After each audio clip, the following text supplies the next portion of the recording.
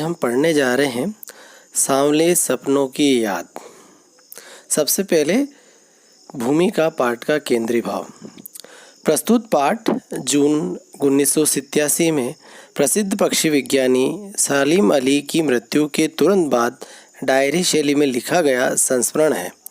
सालिम अली की मृत्यु से उत्पन्न दुख और अवसाद को लेखक ने सांवले सपनों की याद के रूप में व्यक्त किया है। सालिम अली का स्मरण करते हुए लेखक ने उनका व्यक्ति चित्र प्रस्तुत किया है। यहाँ भाषा की रवानी और अभिव्यक्ति की शैली दिल को छूती है। तो पढ़ते हैं सांवले सपनों की याद। सुनहरे परिंदों के खूबसूरत पंखों पर सवार सांवले सपनों का एक हुजूम मौत की खामोश वादी की तरफ अग्रसर है। कोई रोक टोक सके कहाँ संभव है। वादी मतलब घाटी, परिंदों का मतलब तो जानते हो ना, पक्षियों में। इस हुजूम में आगे आगे चल रहे हैं सालिम अली, अपने कंधों पर सैलानियों की तरह अपने अंतहीन सफ़र का बोझ उठाए। लेकिन यह सफ़र पिछले तमाम सफ़रों से भिन्न है। भीड़ भाड़ की ज़िंदगी और तनाव के माहौल से सालिम अली का यह आखिरी पलायन है। अब तो वो उस वन पक्षी की तरह प्रकृति में विलीन हो रहे हैं जो जिंदगी का आखिरी गीत गाने के बाद मौत की गोद में जा बसा हो। कोई अपने जिस्म की हरारत मतलब हल्का बुखार या ज्वर कहते ना, और दिल की धड़कन देखकर भी उसे लौटाना चाहे तो वह पक्षी अपने सपनों के गीत दोबारा कैसे गा सकेगा। मुझे नहीं लगता कोई इस सोए हुए पक्षी को जगाना चाहेगा। वर्षों पूर्व खुद सालिम अली ने कहा था कि लोग पक्षियों को आदमी की नज़र से देखना चाहते हैं। यह उनकी भूल है। ठीक उसी तरह जैसे जंगलों और पहाड़ों, झरनों और आबशरों मतलब निर्झर झरना को वो प्रकृति की नज़र से नहीं, आदमी की नज़र से देखने को उत्सुक रहते हैं। भला कोई आदमी अपने कानों से पक्षियों की आवाज़ का मधुर संगीत सुनकर अपने भीतर रोमांच का सोता फूटता महसूस कर सकता है। सोता मतलब झरना। एहसास की ऐसी ही एक उबड़ खाबड़ ज़मीन पर जन्मे मिथक का नाम है सालिम अली।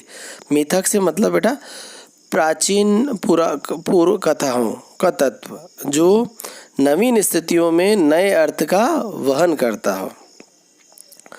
पता नहीं इतिहास में कब कृष्ण ने वृंदावन में रास लीला रची थी और शोक गोपियों को अपनी शरारतों का निशाना बनाया था।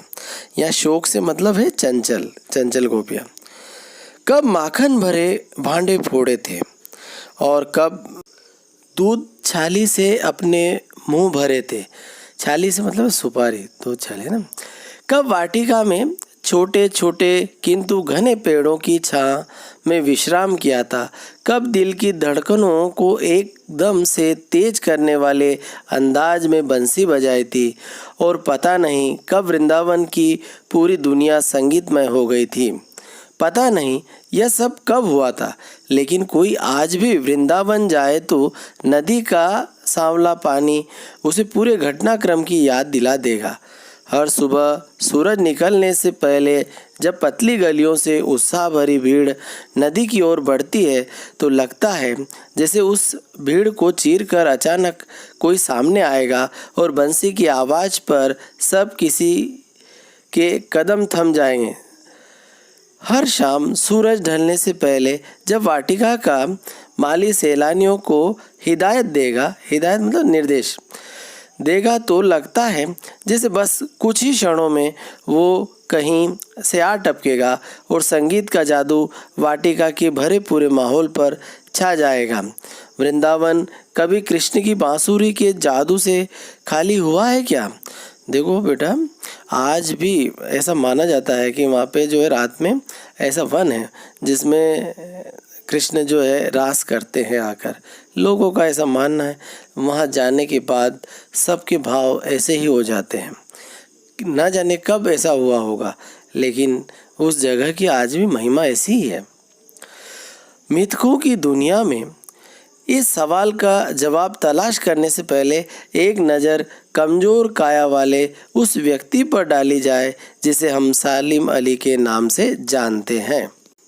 उम्र को शती तक पहुंचने में थोड़े ही दिन तो बचे रहे थे। शती मतलब 100 वर्षों तक। संभव है लंबी यात्राओं की थकान ने उनके शरीर को कमज़ोर कर दिया हो और कैंसर जैसी जानलेवा बीमारी उनकी मौत का कारण बननी हो, लेकिन अंतिम समय तक मौत उनकी आंखों से वह रोशनी छीनने में सफल नहीं हुई जो पक्षियों की तलाश और उनकी हिफाजत के प्रति समर्पित थी। सालिम अली की आंखों पर चढ़ी दूरबीन उनकी मौत के बाद ही तो उतरी थी। उन जैसा बर्ड वाचर शायद ही कोई हुआ हो, लेकिन एकांत क्षणों में सालिम अली बिना दूरबीन भी देखे गए हैं। दूर क्षितिज तक फैली ज़मीन और झुके आसमान को छूने वाली उनकी नज़रों में कुछ वैसा ही जादू था जो प्रकृति को अपने घेरे में बांध लेता है। सालिम अली उन लोगों में थे जो प्रकृति के प्रभाव में आने की बजाय प्रकृति को अपने प्रभाव में लाने के कायल होते हैं। कायल मतलब प्रशंसक मानने वाले। उनके लिए प्रकृति में हर तरफ एक हंसती खेलती रस से भरी दुनिया पसरी है। पसरी मतलब फैली थी। यह दुनिया उन्होंने बड़ी मेहनत से अपने लिए गढ़ी थी।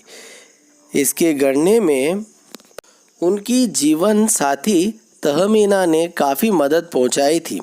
तहमीना स्कूल के दिनों में उनकी सहपाठी रही थी। अपने लंबे रोमांचकारी जीवन में ढेर सारे अनुभवों के मालिक सालिम अली एक दिन केरल की साइलेंट वैली को रेगिस्तानी हवाओं के झोंकों से बचाने का अनुरोध लेकर चौधरी चरण सिंह से मिले थे। वे प्रधानमंत्री थे, मतलब उस समय के प्रधानमंत्री बेटा चौधरी चरण सिंह हमारे देश के। चौधरी साहब गांव की मिट्टी पर पड़ने वाली पानी की पहली बूंद का असर जानने वाले नेता थे। पर्यावरण के संभावित खतरों का जो चित्र सालिम अली ने उनके सामने रखा, उसने उनकी आंखें नम कर दी थी। मतलब इतने अच्छे ढंग से उन्होंने पक्षियों के बारे में और उस साइलेंट वैली के बारे में रखा कि प्रधानमंत्री की आंखें जो है उस समय चौधरी चरण सिंह जी की आंखें नम हो गई। आज सालिम अली नहीं है, चौधरी साहब भी नहीं हैं। कौन बचा है जो अब सोंधी माटी पर उगी फसलों के बीच एक नए भारत की नींव रखने का संकल्प लेगा। सोंधी मतलब सुगंधी माटी, मिट्टी की जो खुशबू आती है उसे सोंधी खुशबू कहते हैं। उसका एक अलग आनंद है। यहाँ पे संकल्प का मतलब था इरादा। अब ऐसा नींव रखने का संकल्प कौन लेगा? कौन बचा है जो अब हिमालय और लद्दाख की बर्फीली ज़मीनों पर जीने वाले पक्षियों की वकालत करेगा? वकालत करें मतलब उनका पक्षियों का पक्ष लेगा। सालिम अली ने अपनी आत्मकथा का नाम रखा था फॉल ऑफ ए स्पैरो। मुझे याद आ गया D.H. लॉरेंस की मौत के बाद लोगों ने उनकी पत्नी फ्रीडा लॉरेंस से अनुरोध किया कि वह अपने पति के बारे में कुछ लिखें। फ्रीडा चाहती तो ढेर सारी बातें लॉरेंस के बारे में लिख सकती थी, लेकिन उसने कहा मेरे लिए लॉरेंस के बारे में कुछ लिखना असंभव सा है। मुझे महसूस होता है मेरी छत पर बैठने वाली गोरैया लॉरेंस के बारे में ढेर सारी बातें जानती है, मुझसे भी ज़्यादा जानती है। वो सचमुच इतना खुला और सादा दिल आदमी था। मुमकिन है लॉरेंस मेरी रगों में, मेरी हड्डियों में समाया हो, लेकिन मेरे लिए कितना कठिन है उसके बारे में अपने अनुभवों को शब्दों का जामा पहनाना। मुझे यकीन है मेरी छत पर बैठी गोरैया उसके बारे में और हम दोनों ही के बारे में मुझसे ज़्यादा जानकारी रखती है। वो ऐसा क्यों कह रही है बेटा? कि वह इसलिए क्योंकि उनका समय जो है, लॉरेंस का समय भी पक्षियों के साथ में ही ज़्यादा बीतता और पक्षियों के लिए बीतता था। इसलिए उनकी पत्नी ने ऐसी बात की कि शायद वह जो है लॉरेंस के बारे में मुझसे ज़्यादा जानती होगी।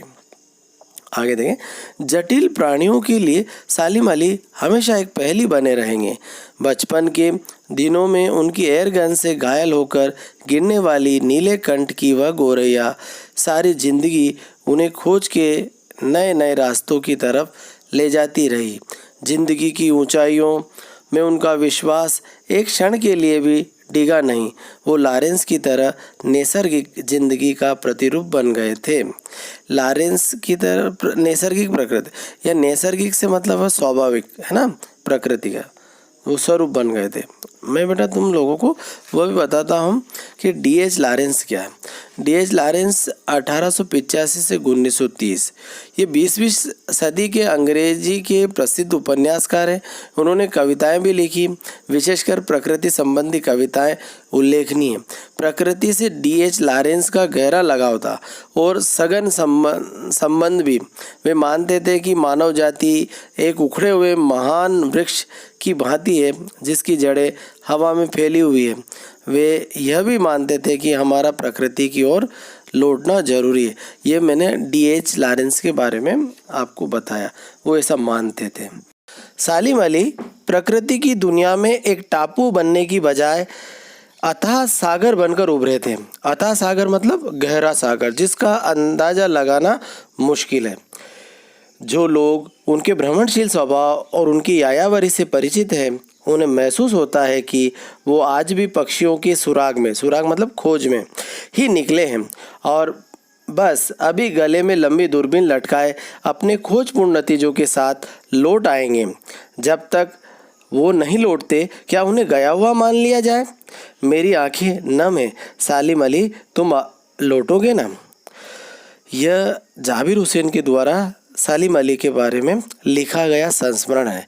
और संस्मरण जो है वह स्मृतियों से बनता है और स्मृतियों की विश्वसनीयता उसे अच्छा बनाती है। तो ये उस पूरी संस्मरण उस कसौटी पर खरा उतरता है। अब बच्चों प्रश्न अभ्यास। तो प्रश्न अभ्यास के लिए अब हमने पाठ पढ़ा, आप प्रश्न अभ्यास स्वयं कीजिए। फिर भी कोई परेशानी है तो मैं आपको डिस्क्रिप्शन में एक लिंक दे रहा हूँ, वहाँ पर उस लिंक पर जाइए और वहाँ से प्रश्न उत्तर पढ़ लीजिए। फिर भी मैं चाहता हूँ आप लिखें अपने स्व विवेक से। धन्यवाद।